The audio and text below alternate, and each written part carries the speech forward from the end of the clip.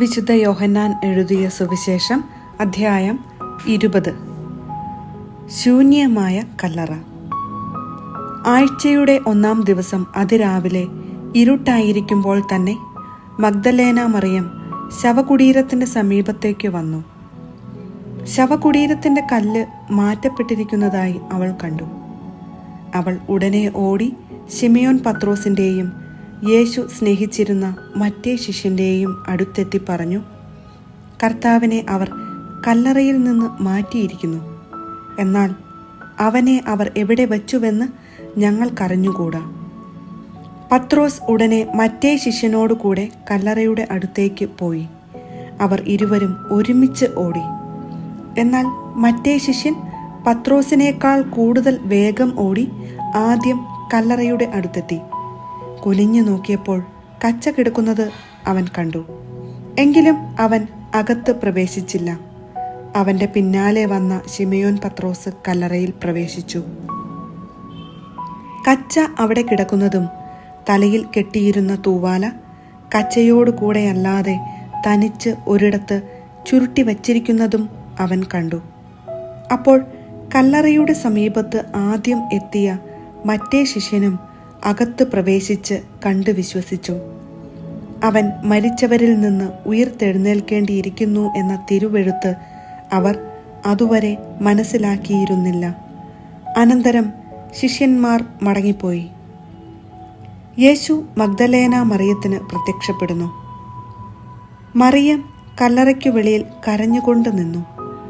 അവൾ കരഞ്ഞുകൊണ്ടിരിക്കുമ്പോൾ കുനിഞ്ഞ് കല്ലറയിലേക്ക് നോക്കി. വെള്ള വസ്ത്രം ധരിച്ച 2 ദൂതന്മാർ യേശുവിൻ്റെ ശരീരം വച്ചിരുന്നിടത്ത് ഒരുവൻ തലയ്ക്കലും ഇതരൻ കാൽക്കലുമായി ഇരിക്കുന്നത് അവൾ കണ്ടു. അവർ അവളോട് ചോദിച്ചു, സ്ത്രീയെ, എന്തിനാണ് നീ കരയുന്നത്? അവൾ പറഞ്ഞു, എൻ്റെ കർത്താവിനെ അവർ എടുത്തുകൊണ്ടുപോയി. അവർ അവനെ എവിടെയാണ് വച്ചിരിക്കുന്നത് എന്ന് എനിക്കറിഞ്ഞുകൂടാ. ഇത് പറഞ്ഞിട്ട് പുറകോട്ട് തിരിഞ്ഞപ്പോൾ യേശു നിൽക്കുന്നത് അവൾ കണ്ടു. എന്നാൽ അത് യേശുവാണെന്ന് അവൾക്ക് മനസ്സിലായില്ല.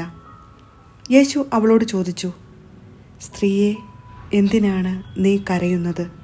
നീ ആരെയാണ് അന്വേഷിക്കുന്നത്? അത് തോട്ടക്കാരനാണെന്ന് വിചാരിച്ച് അവൾ പറഞ്ഞു, പ്രഭോ, അങ്ങ് അവനെ എടുത്തുകൊണ്ടു പോയെങ്കിൽ എവിടെ വച്ചു എന്ന് എന്നോട് പറയുക.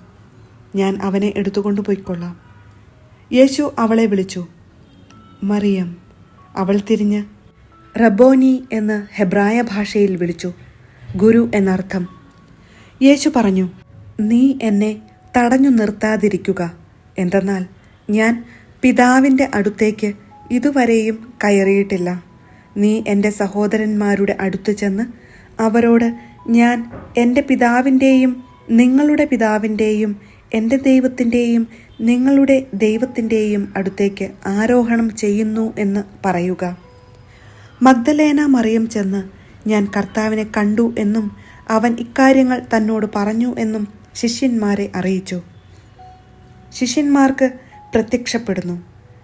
ആഴ്ചയുടെ ആദ്യ ദിവസമായ അന്ന് വൈകിട്ട് ശിഷ്യന്മാർ യഹൂദരെ ഭയന്ന് കതകടച്ചിരിക്കെ യേശു വന്ന് അവരുടെ മധ്യേ നിന്ന് അവരോട് പറഞ്ഞു, നിങ്ങൾക്ക് സമാധാനം. ഇപ്രകാരം പറഞ്ഞുകൊണ്ട് അവൻ തൻ്റെ കൈകളും പാർശ്വവും അവരെ കാണിച്ചു. കർത്താവിനെ കണ്ട് ശിഷ്യന്മാർ സന്തോഷിച്ചു. യേശു വീണ്ടും അവരോട് പറഞ്ഞു, നിങ്ങൾക്ക് സമാധാനം. പിതാവ് എന്നെ അയച്ചതുപോലെ ഞാനും നിങ്ങളെ അയക്കുന്നു. ഇത് പറഞ്ഞിട്ട് അവരുടെ മേൽ നിശ്വസിച്ചുകൊണ്ട് അവരോട് അരുളി ചെയ്തു, നിങ്ങൾ പരിശുദ്ധാത്മാവിനെ സ്വീകരിക്കുവിൻ.